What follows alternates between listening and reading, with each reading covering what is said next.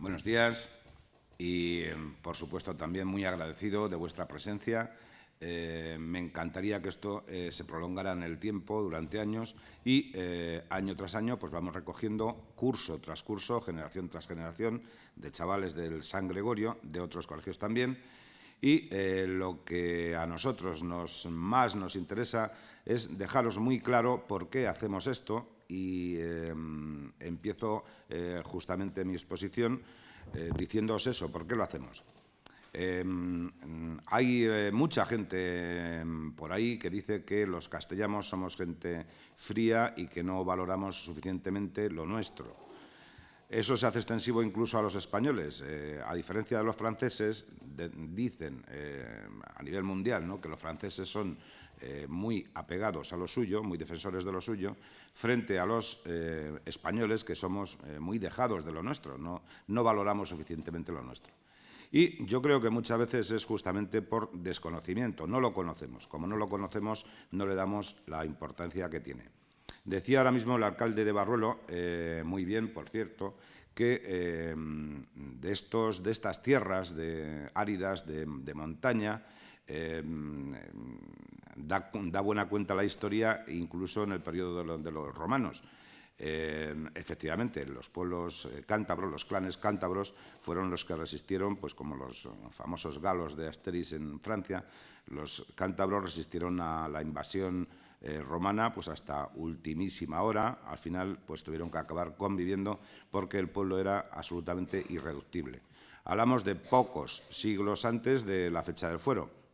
El fuero, que es algo más localmente nuestro, porque el fuero, la Carta Puebla se otorga en Brañosera, que es, todos lo sabéis, justamente aquí al lado. Ya se produce este hecho en el siglo IX, en el año 824, pero sí me gustaría pues comentaros, para que sí que os quede muy claro qué es el fuero, que siempre hablamos del fuero de una forma extraña, le llamamos carta poblacional, le llamamos fuero, le llamamos ayuntamiento, primer ayuntamiento, que sí que os quede claro por qué decimos primer fuero de España y primer ayuntamiento de España. Eso es lo que me gustaría contaros. Para eso pues vamos a dividir el estudio del fuero en tres partes nada más, que sería pues, primero su contexto histórico, segundo, su formato, que es físicamente una carta, un fuero, y tercero, pues su contenido, que es probablemente lo más interesante. Respecto de su contexto histórico, os decía, estamos en principios del siglo IX. En España, efectivamente, han pasado los romanos, pasaron los cartagineses, pasaron, no sé, muchos pueblos, los fenicios. Los que se asentaron fueron los romanos. Los romanos estuvieron en España. Tenemos incluso el nombre de España traído de la acepción romana, de la Hispania.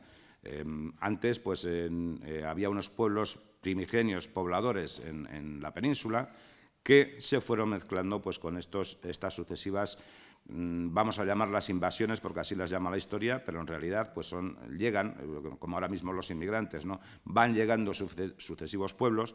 Algunos vienen simplemente a llevarse lo que puedan, otros vienen a asentarse, otros vienen a comerciar simplemente, y al final lo que se hace es una mezcla de pueblos, que es lo que hay cuando llegan los romanos. Los romanos, como imperio, el primer imperio del mundo en ese momento, lo que hacen es asentarse, pero para dominar. Es una posesión más del imperio romano, la Hispania. Hasta que llegan dice la historia, bárbaros. Bárbaros, pueblos del centro y norte europeo, los godos, los suevos, los vándalos, alanos, que habéis estudiado, y los visigodos. Los visigodos son los que se mantienen durante más tiempo en la península y son el pueblo con el que nos encontramos justamente cuando llegan los musulmanes, en el siglo VIII, en el 711, que también habréis estudiado en historia. ¿Cuándo llegan los musulmanes? ¿Qué es lo que ocurre? ¿Qué es lo que hay aquí en ese momento? Pues aquí en ese momento están justamente los visigodos. Se rigen por un sistema en el que hay un rey, que en este momento está en Toledo, y diferentes nobles que responden a la llamada del rey, repartidos por todo el territorio. Eso es lo que hay.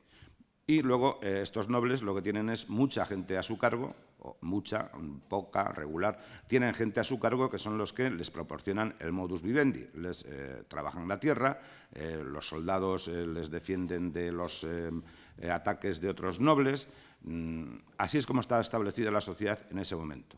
Cuando llegan los musulmanes desde el norte de África, es un pueblo tan belicoso, tan acostumbrado a la guerra, que arrasan prácticamente, en muy poquito tiempo, arrasan toda la península. Y los entonces cristianos, los visigodos, que hay en la península, tienen dos opciones, tres en realidad. La primera es morir directamente en el intento de hacerles frente. La segunda es mezclarse con los musulmanes, que es la más extendida.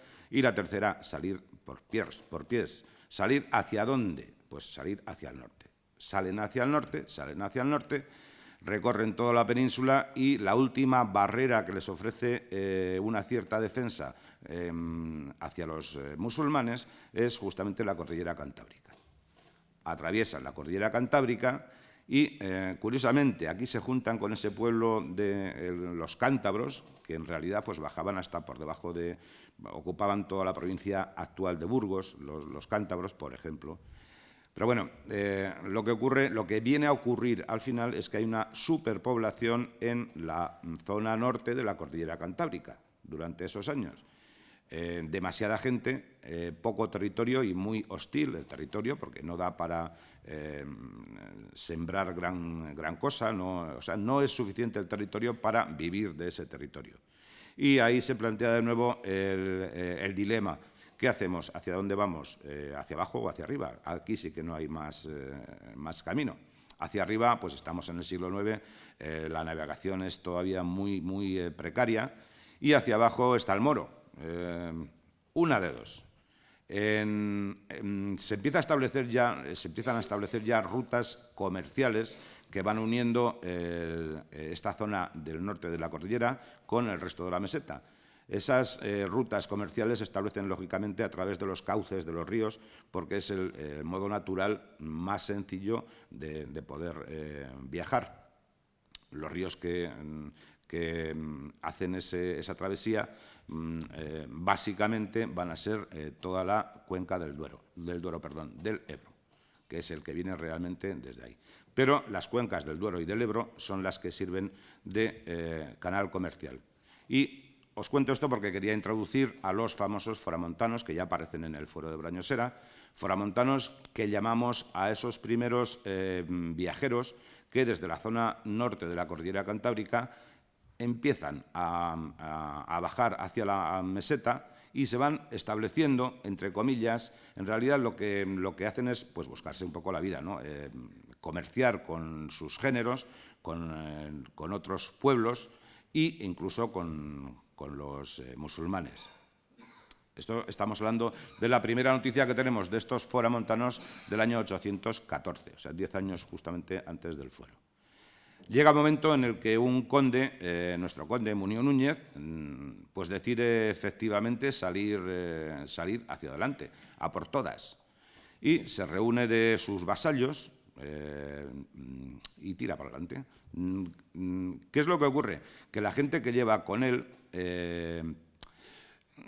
tiene miedo al Moro, tiene miedo al futuro, tienen miedo. Y se le ocurre en ese momento que una manera de preservar a la gente a su lado puede ser justamente el fundamento del fuero. Darles un derecho, vamos a ver, os venís conmigo y yo os voy a dar tierras en propiedad que vosotros vais a poder explotar y de las que vais a poder obtener un beneficio para vosotros, no para mí, para vosotros.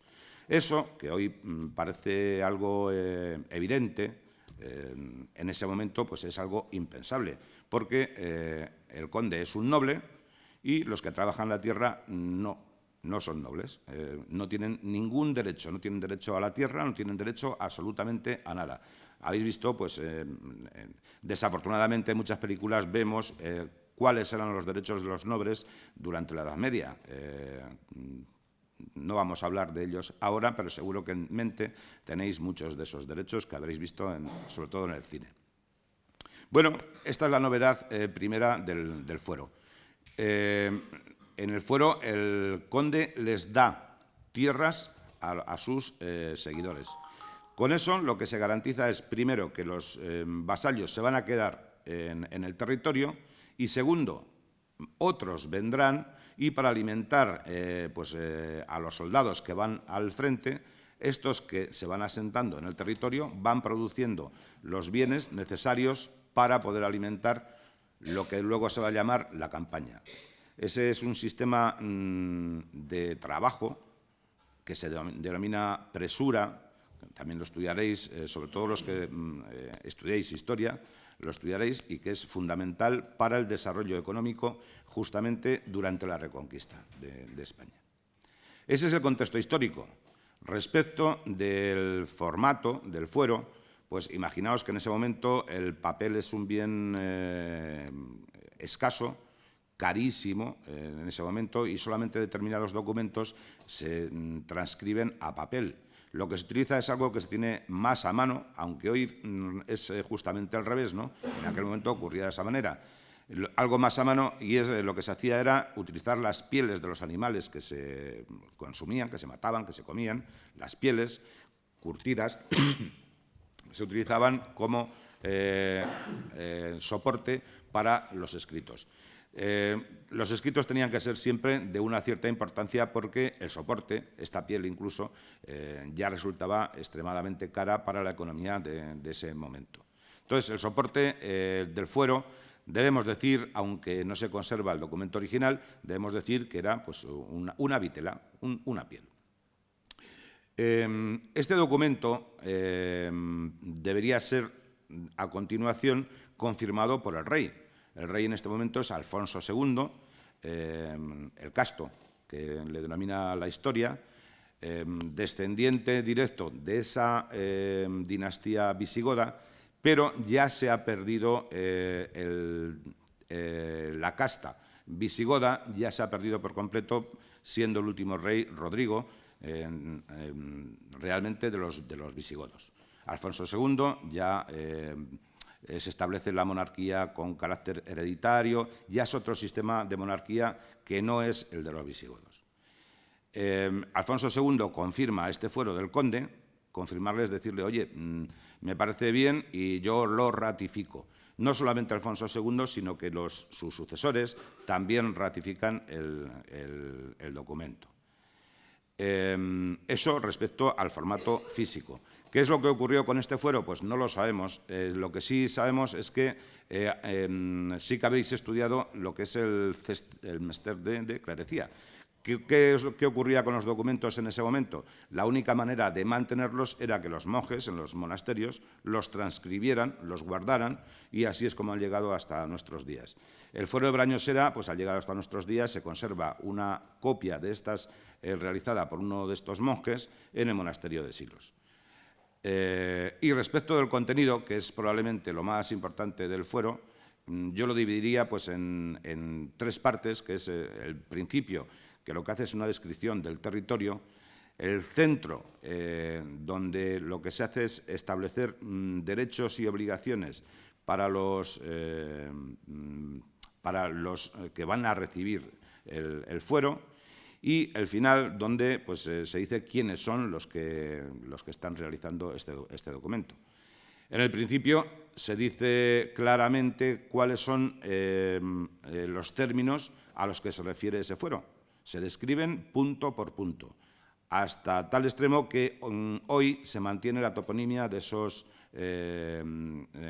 puntos descritos en el fuero, se mantiene perfectamente, o sea, se describe totalmente el territorio.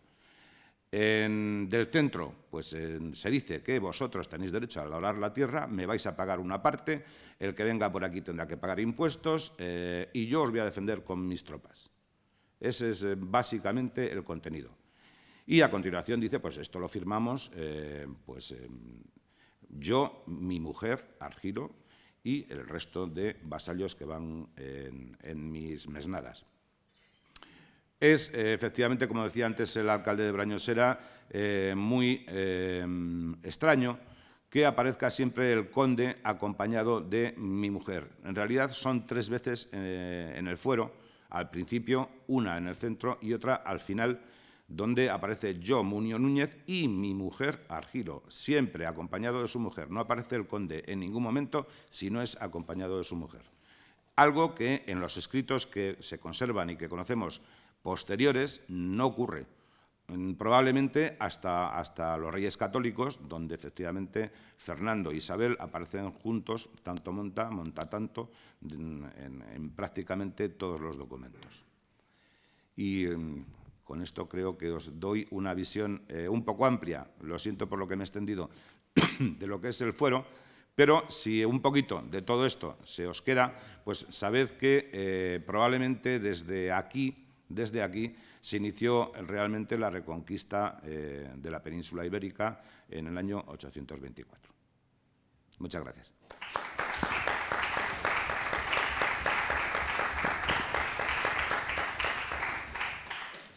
A continuación, os voy a presentar a los 2 ponentes que van a venir a continuación. Uno de ellos, Javier Collantes, es crítico de cine y teatro de Onda Cero desde hace 25 años, crítico de cine en la revista El Gallo de la Universidad de Cantabria, crítico de cine de la revista Panorama de Cine, tiene colaboraciones en televisiones locales y regionales del mundo del cortometraje y del largometraje y ha sido jurado en numerosos certámenes de cortometrajes. Él os dará una visión de la mujer, que es nuestro objetivo este año, la mujer en el cine, una visión diferente. Y a continuación, Marcos Pereda. Marcos Pereda es licenciado en Derecho y especialista en Historia del Derecho y Filosofía Jurídica. Actualmente pues, trabaja como profesor en la UNED, en Cantabria, y del Grupo Senior de la Universidad de Cantabria. Ha publicado trabajos sobre instituciones históricas, derecho tradicional, historia local, estudios de género y filosofía moderna basada en la cultura popular. Además, frecuentemente escribe artículos sobre la relación entre la historia y el mundo del deporte. Colabora periódicamente en medios de comunicación, tanto radiofónicos, Onda Cero, con un espacio sobre la historia de Cantabria, documentos escritos en el diario, en Simpson Magazine, Right Journal, yo es que para esto de los idiomas, etc. Es muy entretenido escuchar a Marcos y también nos dará otra visión sobre la mujer desde el plano histórico. Muchas gracias.